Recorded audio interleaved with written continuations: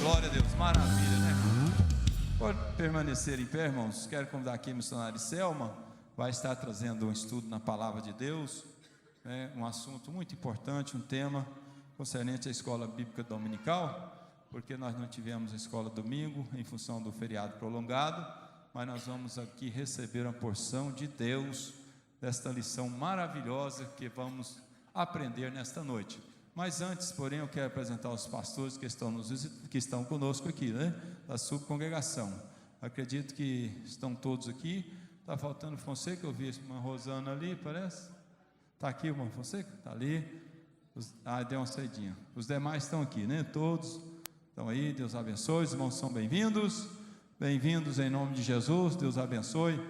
Missionária Iriselma, trazendo aqui para nós hoje, da parte de Deus, um estudo maravilhoso para a edificação das nossas almas.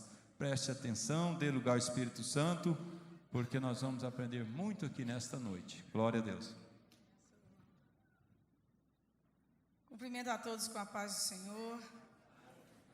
Nossos queridos alunos poderão já sentar.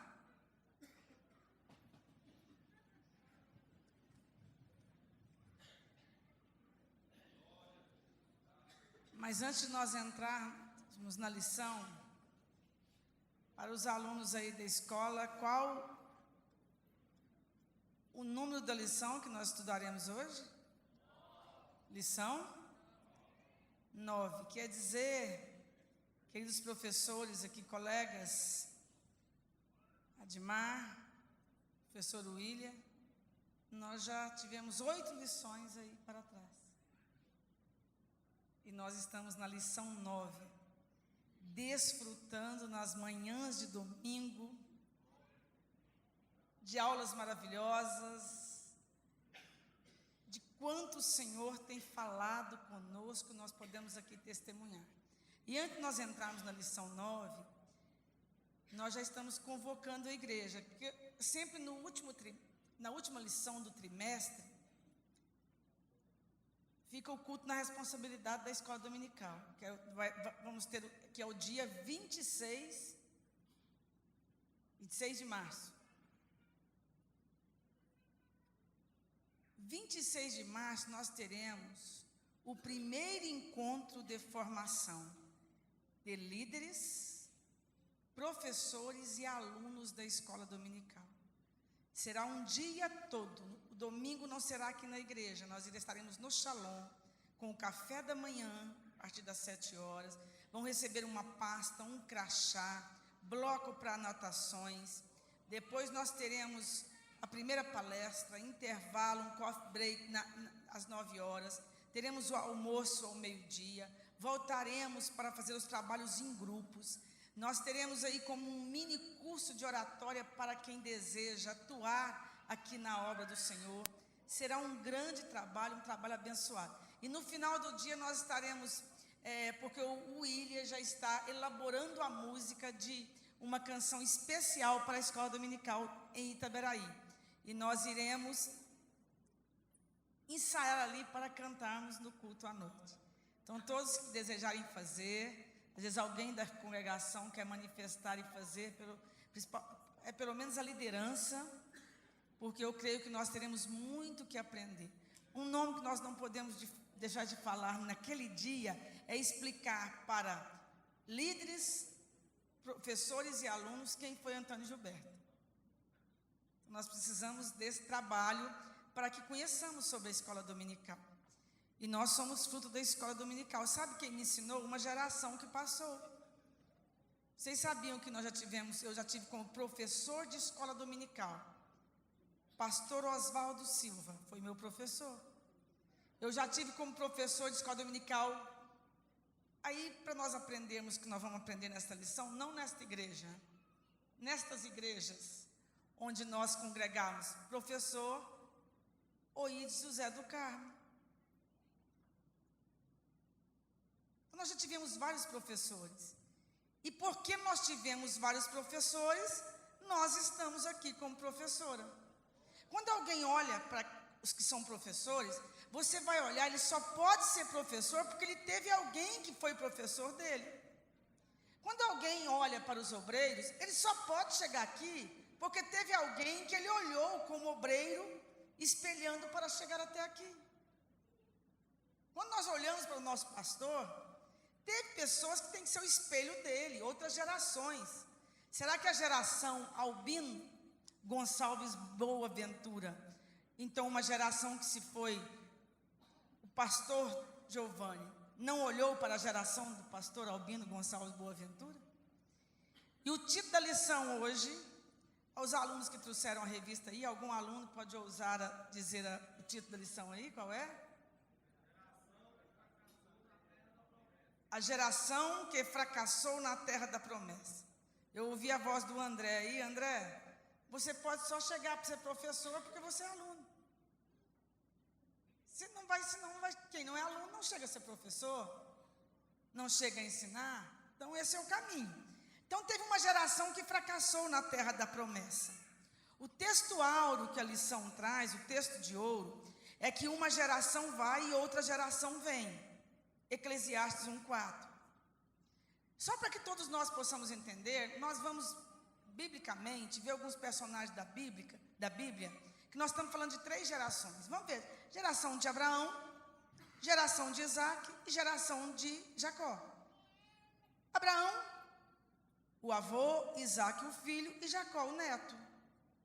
Jacó, ele não presenciou, ele não pôde ser testemunha ocular daquilo que aconteceu com Abraão. Ou às vezes uma lembrança, uma leve lembrança.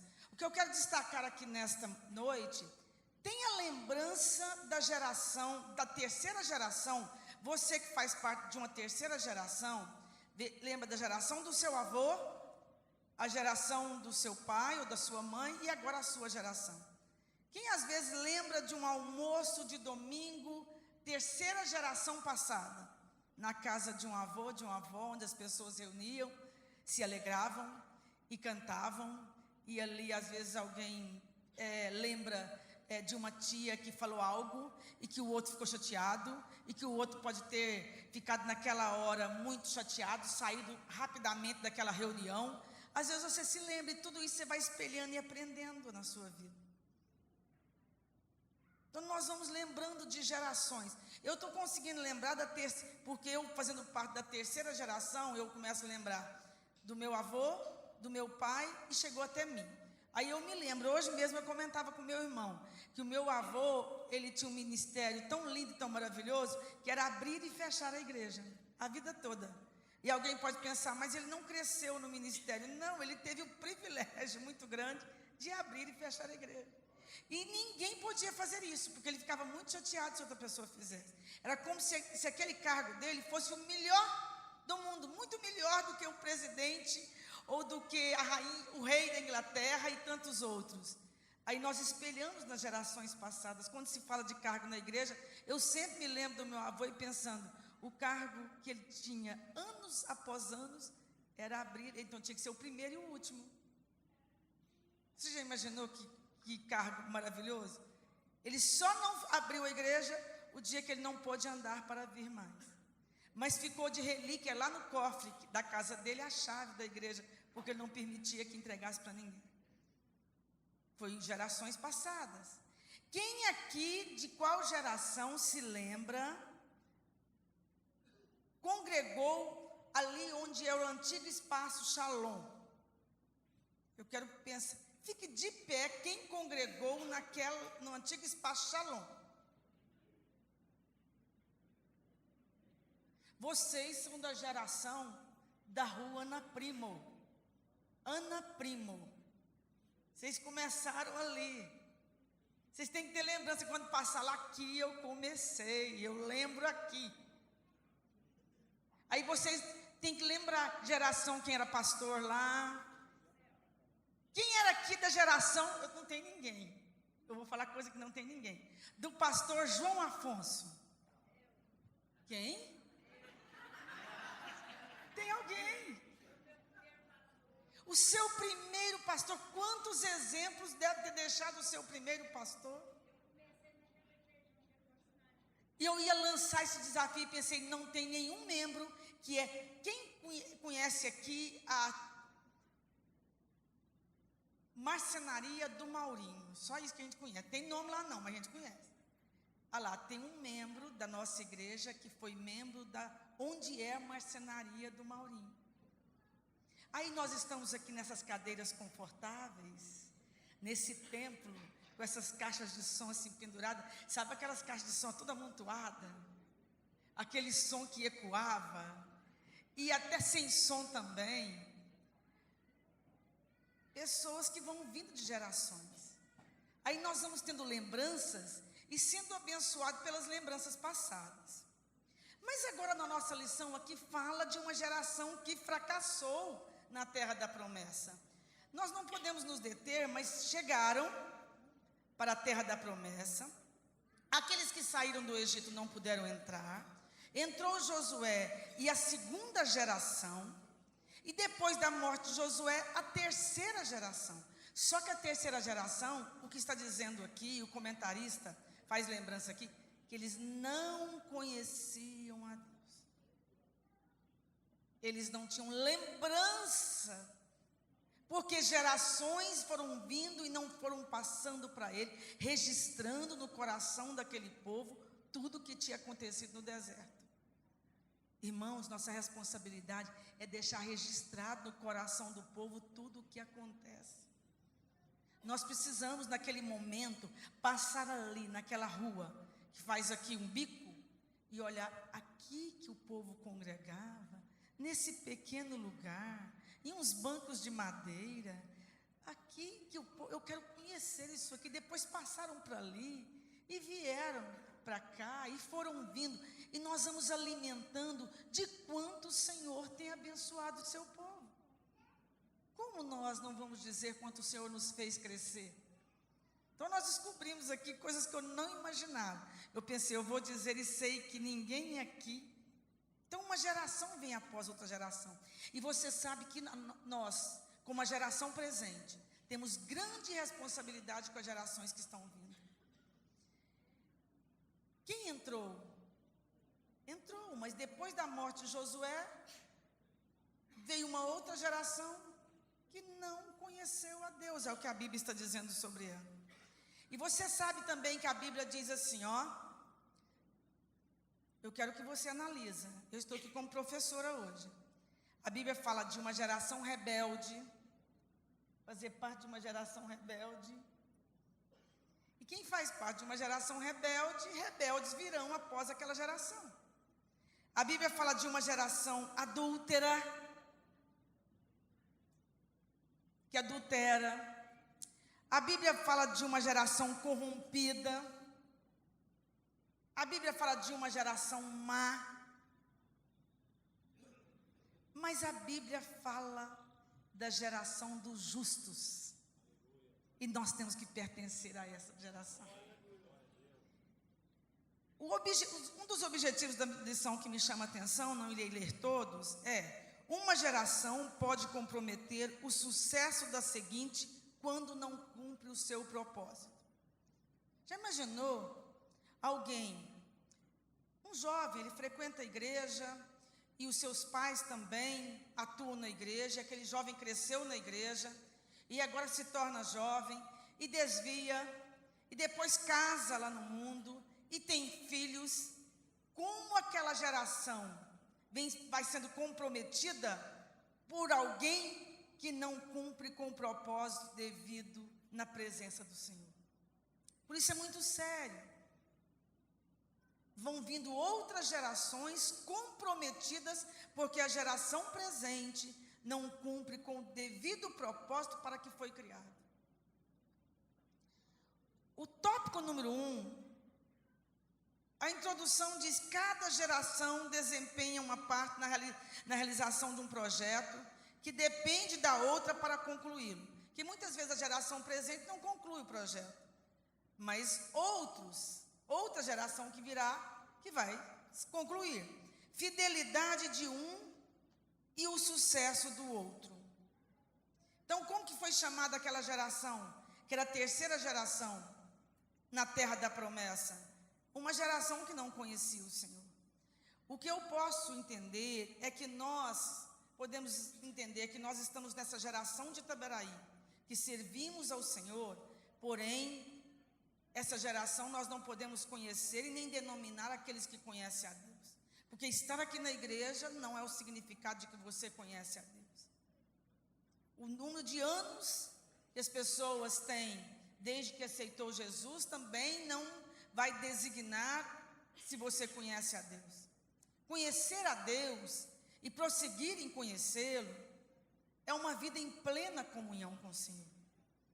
Aquela geração não conhecia, e por isso o que aconteceu com ela, de acordo com o título, fracassou. A geração que não conhece a Deus, ela fracassa. A família de uma geração que não conhece a Deus, ela fracassa. Ela fracassa no sentido profissional, ela fracassa no sentido sentimental, ela fracassa no sentido espiritual. Por quê? Porque alguém ali não conhece a Deus. Mas Deus levanta em gerações alguém, uma pessoa, e dessa pessoa, o Senhor levanta uma pessoa, a pessoa entende que o propósito na presença do Senhor, e ali ela muda o trajeto de uma família toda. Quem aqui, queridos alunos, nessa aula, foi o primeiro da família a aceitar Jesus? Eu queria que se colocasse de pé. Primeiro, foi eu, na minha família, fui o primeiro a aceitar Jesus. Pastor Altemar. Aí vem as gerações. Altemar filho já está em outra geração, servindo a Deus, aqui apresentando na escola dominical maravilhosamente bem. Estou vendo ali Márcia, Demétrios, com as duas filhas. Cadê as duas filhas, Demétrios? Abençoadas na igreja, entendendo o que é o propósito. Mariana, está vendo, Mariana? Toda vez que eu olho para sua mãe, penso, não, a Mariana, ela posicionou como uma geração, é a posição que Deus quer para o evangelho entrar na sua família. Sua família que tem origens, não no Brasil, em outro país. Irmã Geni, está aí, irmã Geni, que bênção, poderão sentar. Só nós vamos citando, não precisamos citar todos aqui. Então, fidelidade de um e o sucesso do outro. É você que pode ser responsável. Você fiel e o Senhor abençoa o outro através de você. Os desafios da nossa geração. Nossa geração tem grandes desafios. Um deles é que tem vindo na contramão da Bíblia concepções, conceitos que para destruir a família. E se eu perguntasse aqui, que nós estamos falando de geração, quantos aqui de nós não ouvimos falar sobre, por exemplo, não conhecíamos, não faz parte do nosso vocabulário, a palavra homofobia. E próprio, nem às vezes o homossexualismo, porque a geração passada, de um tempo para cá, mudou-se o sistema de compreender até a formação da família. Olha o que acontece. O comentarista diz, cada geração que passa, outra surge com novos desafios. O que é o desafio dessa geração agora para os pais? O desafio é conter o que acontece no sistema virtual na sua casa, ensinando os filhos, ou até colocando os filhos na dependência, seja de um telefone que é o próprio mundo na sua mão, ou de um aparelho de TV, ou assim por diante, porque esse sistema virtual chegou como uma avalanche para mudar o conceito das famílias. Quando se diz os desafios da nossa geração, nós poderíamos dizer, o sistema virtual é um desafio hoje para os pais. Acontece que as famílias sentam, eu contei já a experiência aqui, o que acontece com as famílias? Um pai chegando até mim disse, eu tenho só 2 filhos, passo a semana toda na fazenda, e de repente quis fazer um agrado para os meus filhos, chamei os 2, vamos à pizzaria. Olha, foi eu, minha esposa e meus 2 filhos, e queríamos conversar um pouco, que eles me contassem um pouco do que estava acontecendo na escola, na vida deles, no futebol, e de repente ninguém olhava para ninguém. O pai não está diante de um desafio? Então os pais precisam oferecer mais para os filhos no sentido de companhia, de brincadeiras, de passeios, para que possa suprir o que de repente o sistema virtual veio para tirar a interação entre as famílias. Os casais que não se falam, porque não dá tempo. Algum tempo atrás eu disse, olha, é inconcebível que alguém esteja no horário do almoço com um telefone celular perto. E quando alguém pode dizer, não, mas eu posso receber um telefonema urgente. Se de urgência, que não dá para alguém almoçar conversando um com o outro. Os jovens hoje dormem com o celular na mão ou debaixo do travesseiro. Eu vi uma mãe dizendo, olha, o celular da minha filha é embaixo do travesseiro. E já rouba o sono, rouba a paz. Então o desafio é esse, dessa geração. Quem é da geração que não lembra da vida sem celular aqui? Os mais jovens. Eu vou dizer quem é. São os que o celular, esse sistema virtual, ele é próprio dos anos 80 para frente. Então quem está para trás, então que nasceu até na década de 79, estatística diz que ele não pode ser chamado de uma geração virtual. De 80 para frente já começou vindo e acelerando até chegar nesse mundo contemporâneo, nessa realidade que nós vivemos agora. Alguns dias atrás, a minha sobrinha bem pequena, mas como vocês faziam sem celular? Pensa você indo para Goiânia e querendo falar com alguém, ou alguém querendo saber onde você estava, como você fazia? Orelhão, ou algum lugar que você poderia parar. Então alguém tem geração do orelhão, ou geração de outra aqui. Esse sistema, ele pode vir facilitar a nossa vida, mas pode ser um desafio para os pais. O que vai acontecer, você que tem um filho, talvez o que está nascendo agora, de 1 ano, de 2 anos, de 3 anos até 5 anos, o que vai acontecer quando eles estiverem jovens? A que geração eles vão pertencer? Se hoje já ninguém quase conversa, o que vai acontecer com essa nova geração? Se você não aceitar o desafio de estar criando-os na casa do Senhor, na presença do Senhor e buscando direção e sabedoria da parte de Deus. Então eu convoco todos os pais aqui nesta noite, aceite o desafio. Você está sendo desafiado na geração que você que conhece a Deus, a criar o seu filho na casa do Senhor. Somente pode ser chamado de geração globalizada quem nasceu da década de 80 para frente. Da década de 80 para frente é uma geração globalizada. Eu quero ver aqui quem é a geração globalizada, por favor, se coloque de pé. De 80 para frente. Quem nasceu do ano de 1980 para frente, vamos ver.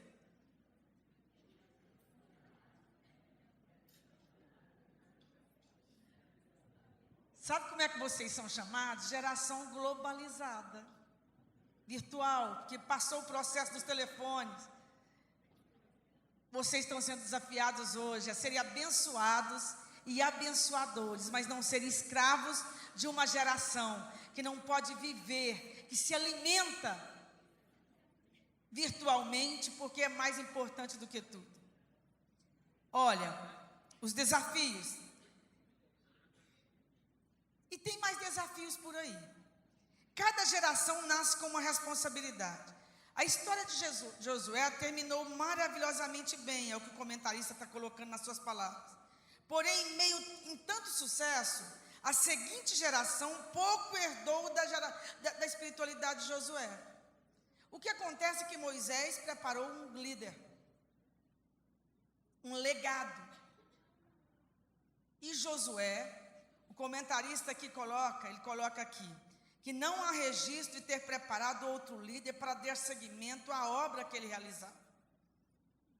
Nós aqui falamos tanto de Josué, e é um espelho para nós, mas o que precisou de legado, de liderança que pudesse levar a outros o conhecimento de tudo que tem acontecido até eles chegarem à terra da promessa. Agora, cada geração nasce com uma responsabilidade. Porém, a seguinte geração, além de não conhecer a Deus, ainda desconheceu o legado dos seus antepassados. Nós temos que olhar para as pessoas que ficaram para trás, que ficaram na nossa lembrança. Nós temos que nos espelhar em outras pessoas, para nós, adquirirmos o legado que o Senhor quer nos entregar. O que é legado? Legado é liderança. É a própria liderança, nesse sentido que o comentarista nos coloca. É uma missão. Nós vamos aprender e levar o outro a essa missão. Eu estou, nesse exato momento, pensando, se Jesus não voltar, nós não sabemos nem a hora, nem o dia, como estará este púlpito daqui a alguns anos? Como estarão essas cadeiras? Porque gerações virão. E nós temos que assumir a nossa responsabilidade, o legado que o Senhor nos colocou, para levar este legado a outros. Irmãos, é muito grande a nossa responsabilidade. Eu vi aqui, interessante, 2 jovens cantando. Eu pensei assim, lá, 2 jovens, 2 adolescentes. Eu pensei, eu não sei quem vai ser o líder da mocidade aqui nessa igreja no futuro. Aí eu olhava ali, eu me lembro João Gabriel, Paulo Vitor, Altemar, Samuel. E naquela hora me veio à mente, quem será o líder da mocidade no futuro? Aí eu pensei, quem sabe vai ser o Altemar, filho. Não, talvez vai ser o Paulo Vitor. Não, acho que vai ser o João Gabriel. Não, acho que vai ser o Samuel. E eu comecei a pensar, olhando. Quem sabe vai ser a Késia. Eles estavam todos aqui no púlpito. O que eu pensei é o seguinte, é que para que eles estivessem aqui, uma geração está levando eles aqui. São os pais que trazem para a igreja, os pais que os colocam para aprender, que incentivam, que mostram o caminho. E você já imaginou os pais que não estão assumindo essa responsabilidade? Cada geração nasce com uma responsabilidade de levar. E tem que trabalhar diante dessa tecla, dizer vamos, lá é o lugar, a nova geração que virá. A geração hoje da sua família tem muitas crianças, amanhã terão adolescentes, terão jovens, terão líderes, terão obreiros. Como que será a sua geração no futuro? Seus filhos, seus netos?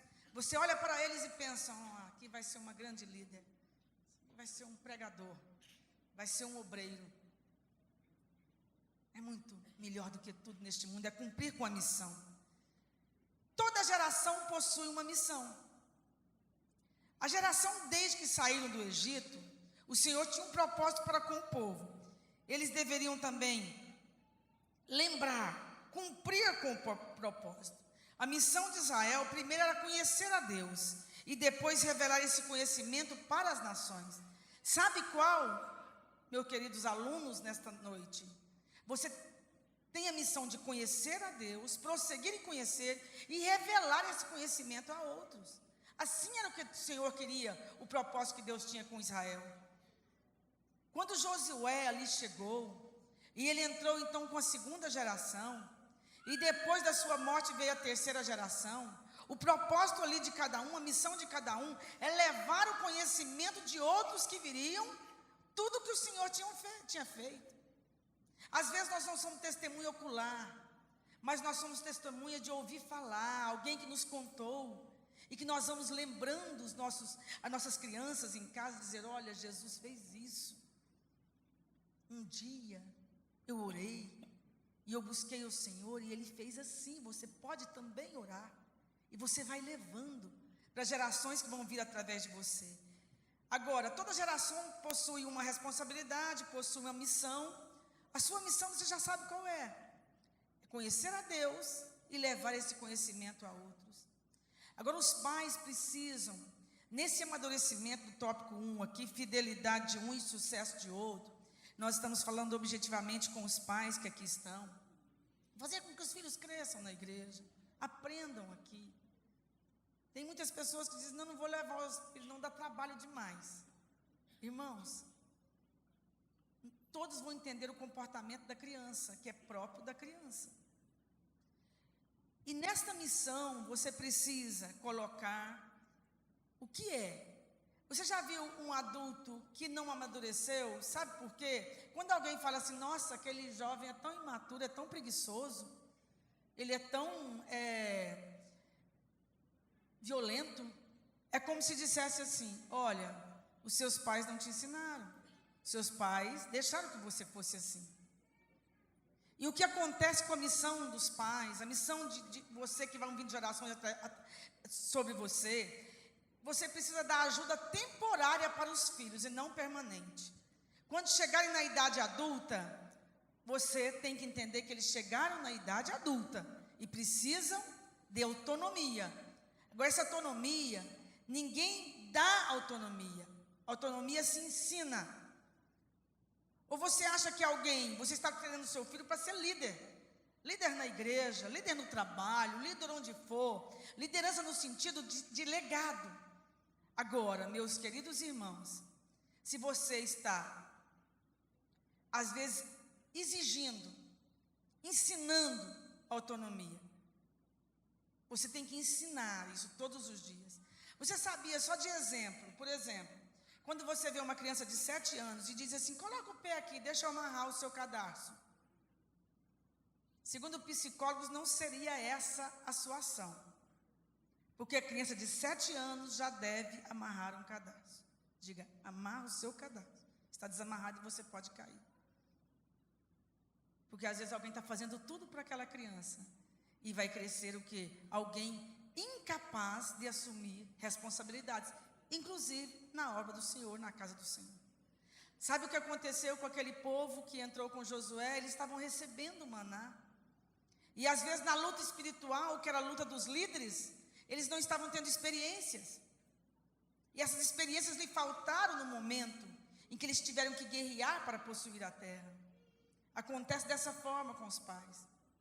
Quando chegar na idade adulta, já existe o quê? Uma autonomia financeira. Tem filhos que querem ficar sempre com os pais. E diz, olha, meus pais estão exigindo demais de mim, mas se eles oferecem financeiramente a vida que você tem, eles têm que exigir mesmo. Você precisa começar a adquirir autonomia. Porque essa autonomia vai legalizar você para a liderança, e essa liderança, em todos os aspectos da sua vida, vai facilitar. Também na obra do Senhor. Por que fracassa uma geração? Por que uma geração fracassa? Vamos falar de uma família. Por que uma família fracassa? 2.1. Vive sem comunhão com Deus.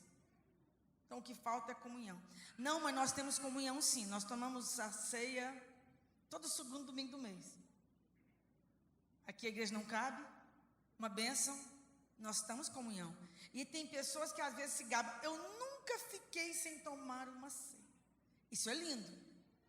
Eu posso dizer isso da minha vida e quantos podem. Mas nós temos que entender se essa comunhão, essa plenitude de que nós estamos levando para outros que estão convivendo conosco uma vida de verdadeira comunhão com o Senhor. Já imaginou alguém discutir em casa? Ou está chateado com alguém, inimigo de alguém, e a pessoa chega aqui e toma ceia? Pensa, não, no meu coração não tem nada. Que legado é esse? Que ensino é esse para as pessoas que estão convivendo com você na sua casa, na sua família? Então nós temos que começar a entender o nosso comportamento, que ele vai ditar comportamentos para o futuro. Por que a geração fracassa? Porque não tem comunhão. Agora, a comunhão aqui é no sentido de intimidade, de plenitude. A comunhão não significa os anos que você tem de fé. Não significa nesse exato momento você estar aqui. Mas a plenitude que você tem na presença do Senhor. De em todo o tempo estar atento a tudo que fala, a tudo que vê, por onde anda, a tudo que faz. E buscando em todo o tempo estar na presença do Senhor. Então, uma vida sem comunhão com Deus pode fracassar a sua família, pode fracassar a geração que você está formando, que você está sendo exemplo para aquela geração. Seu maior engano foi imaginar que não precisavam tanto de Deus quanto seus pais precisavam. Sabe o que acontecia com aquela geração que fracassou? Eles estavam pensando, não, nós não precisamos tanto de Deus, nós já atravessamos o Egito, nós já chegamos onde chegamos. Agora está tudo mais fácil. Às vezes as pessoas pensam assim. E tem ainda outras pessoas que pensam que não precisam tanto de Deus quanto alguns irmãos. Eu começo a pedir oração, porque lá na minha igreja tem uma geração que funciona na oração, que ora, que impõe as mãos, que abençoa. Quando vieram as lutas, as dificuldades, outros irão me abençoar.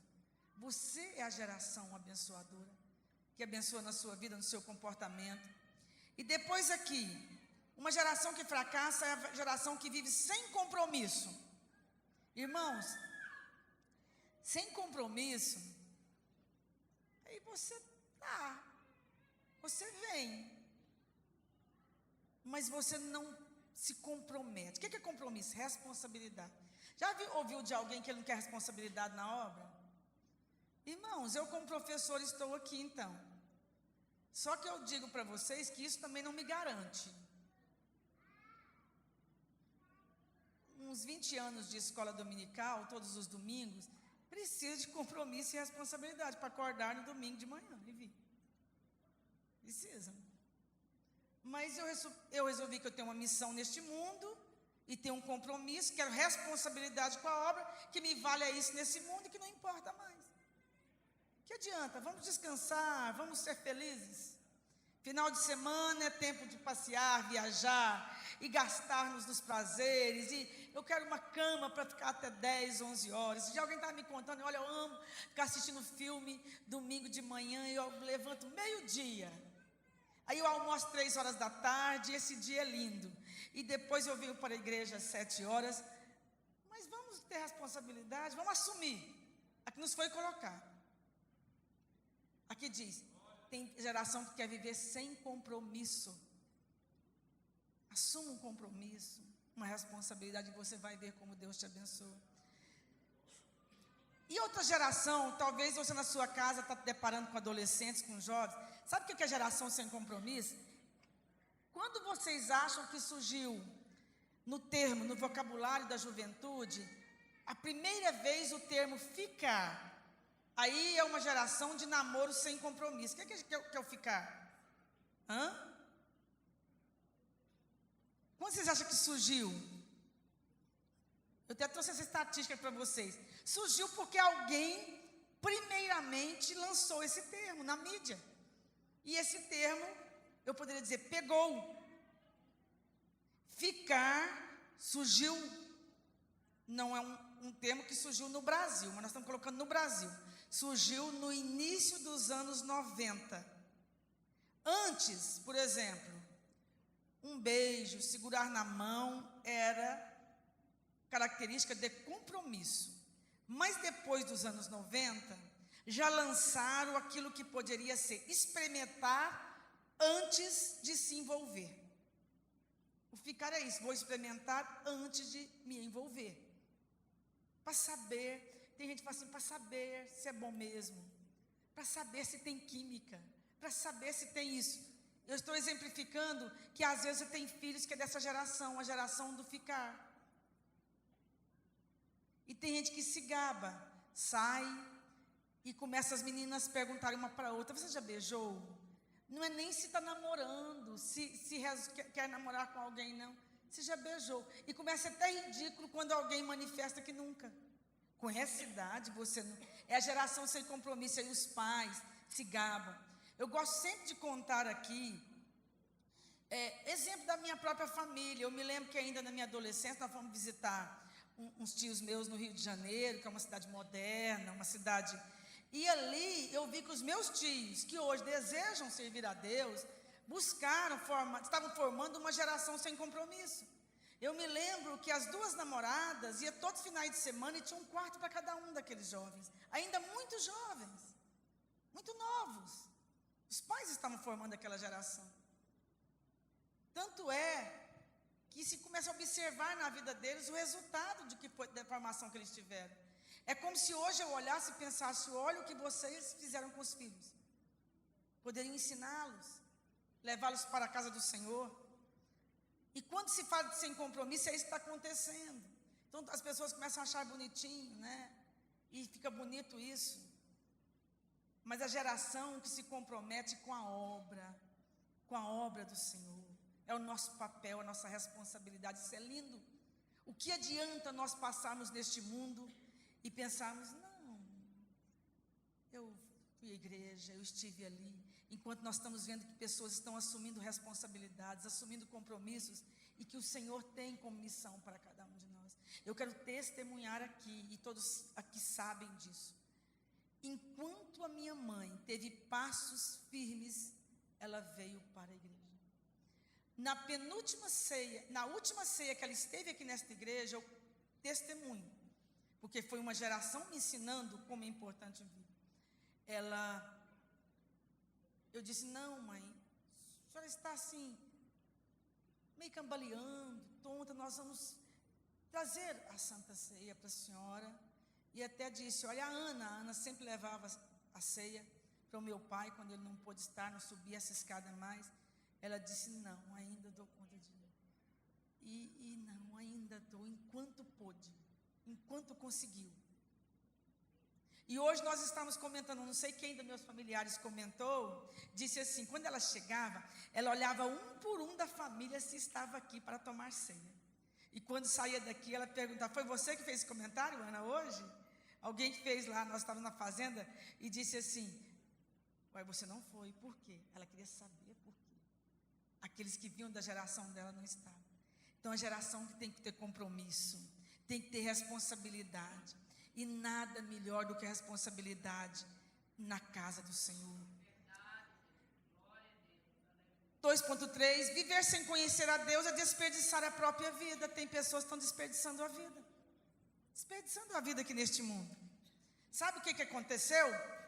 Tem um grande pastor que ele diz assim: castrou as suas potencialidades. O seu potencial, o seu talento, você permitiu que o inimigo castrasse você. Ou seja, não produzisse em você o que você podia produzir com seu potencial, com seus talentos. Já imaginou que desperdício? Olha o que o comentarista diz: é desperdiçar a própria vida. Às vezes tem alguém aqui desperdiçando a própria vida.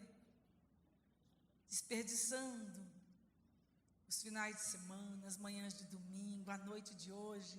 Tem pessoa que está em casa desperdiçando, diante de uma TV. Eu posso testemunhar que hoje eu estou aqui, e não desperdicei, que não passou nos meus olhos, nem um... O que acontece no Rio de Janeiro agora, no Rio de Janeiro, em Salvador? Aqueles trios, é carnaval, é carros alegóricos, é escola de samba.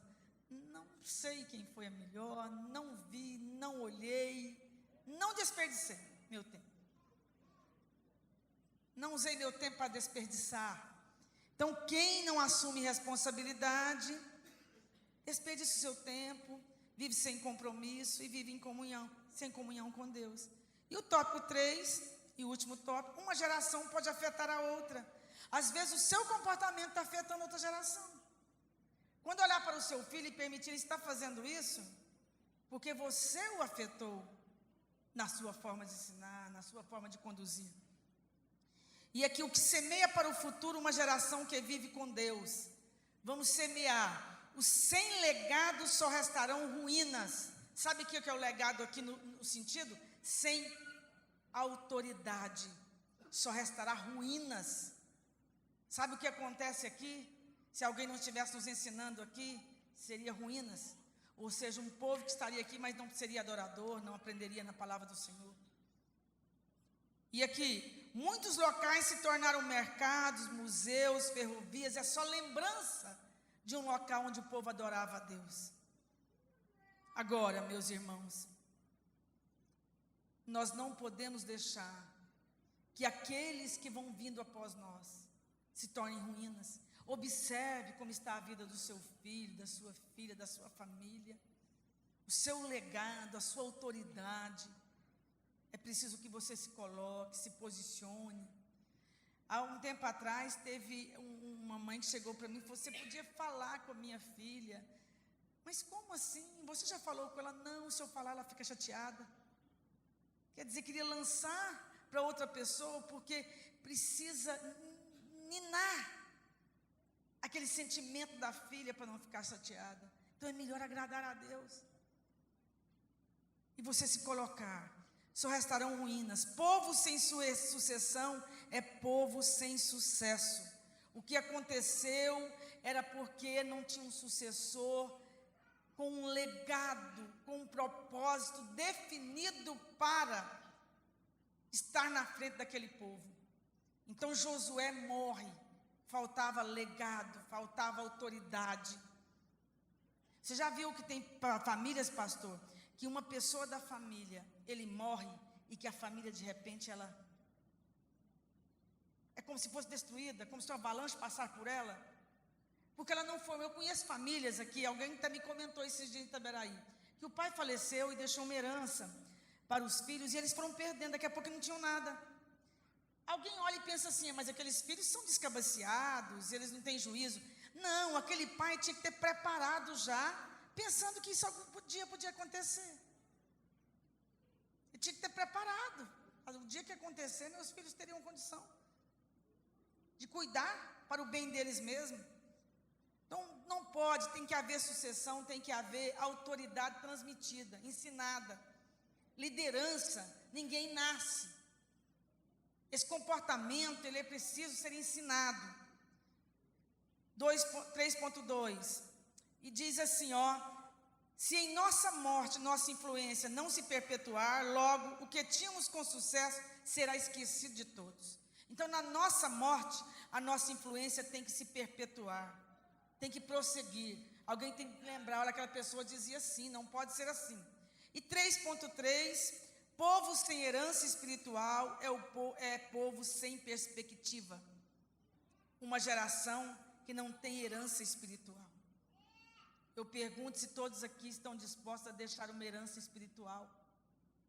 O que acontecia que aquela geração de um Deus provedor, ela não teve ali, não era testemunho ocular, e foi caindo no esquecimento.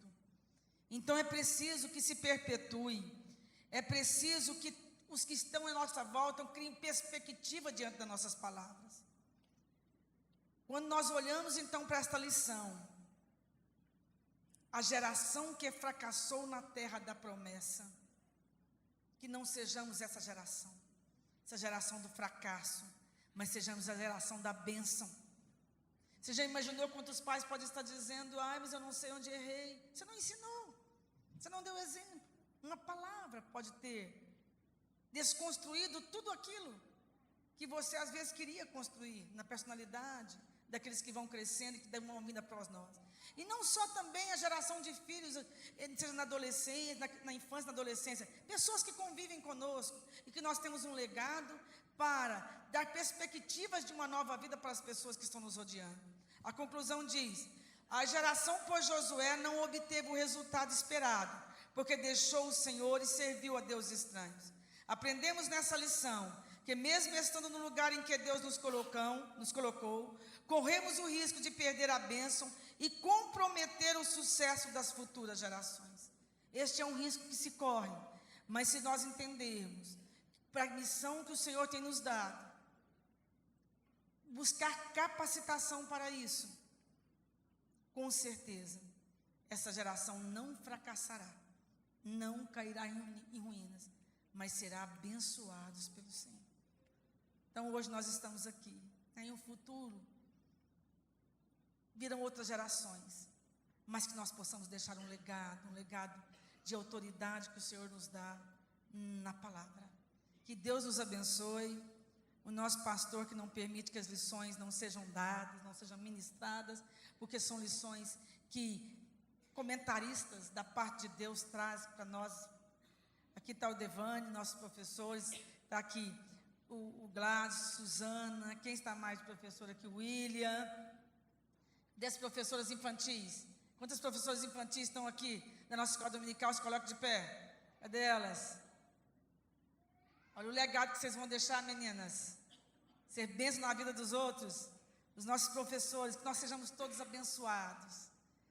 E vamos ter o cuidado, porque outra geração virá, e nós estaremos abençoando com a nossa maneira de ser, com o legado que deixaremos para outros. Nosso pastor Jesus que abençoe. Glória a Deus. Meus amados irmãos, vamos nos colocar em pé toda a igreja, vamos fazer uma oração de agradecimento a Deus por essa palavra e vamos ter responsabilidade para com os nossos filhos, as gerações que virão, né? eu estava aqui ouvindo e meditando aqui, e o Espírito Santo estava falando comigo.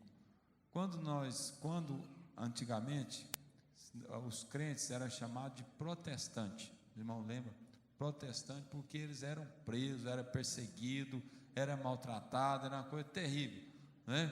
Jogavam os crentes nas arenas, ser comido pelos leões, e ainda queimado na fogueira. Eram os protestantes, jogava pedra neles na rua.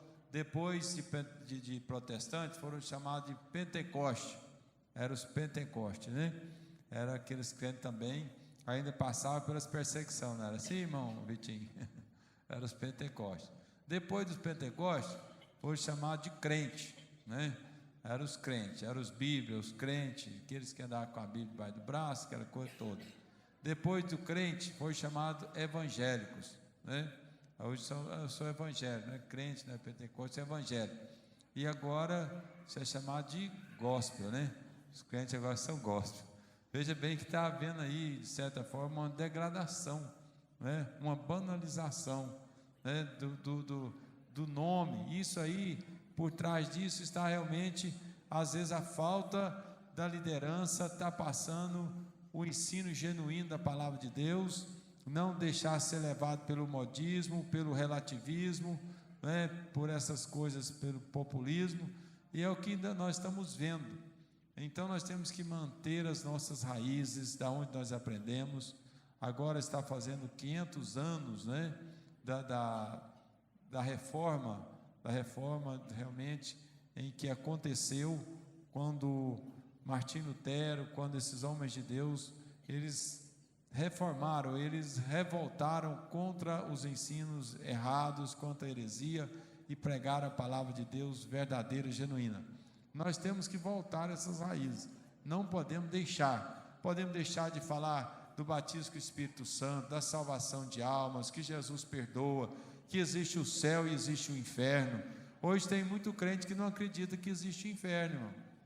Muitas pessoas dentro da igreja batizado e não acreditam que tem inferno. Então, nós temos que voltar a essas raízes, não crer no batismo com o Espírito Santo. Antigamente, os cultos, quando tinha uma festividade, você convidava muitas pessoas, era 100, 200 pessoas que eram batizadas com o Espírito Santo. Mas por quê? Porque se falava muito no Espírito Santo, né? Se orava muito por esse sentido e acontecia. Então, hoje nós não podemos perder essa raiz. Nós estamos aí no 500 anos da reforma protestante. E nós precisamos, nesses 500 anos, esse ano que nós estamos vivendo hoje, não é, de realmente voltar a essas raízes, voltar a falar, não é, nesses dias, nessa forma do crescimento do Evangelho. Então está aí os jovens aí crescendo, né? Graças a Deus estão em boas mãos com o irmão Aguimar e a irmã Suzana, porque são meus contemporâneos, nós aceitamos Jesus juntos. Então eu estou tranquilo, porque eu sei que eles vão passar para os jovens aquilo que nós aprendemos, e esse é o papel de todos. Então, na liderança, o irmão Carlos Costa também, que nós crescemos juntos ministerialmente, aprendemos juntos. Eu sei que ele vai ensinar para os varões a mesma coisa, e assim por diante. Nós temos que assumir esse compromisso e passar para as novas gerações, que nós temos que permanecer na palavra. Os costumes mudam, as pessoas mudam, mas a palavra de Deus, ela nunca muda, amém? Ela permanece para sempre. Pecado vai ser sempre pecado, e nós não podemos abrir mão disso.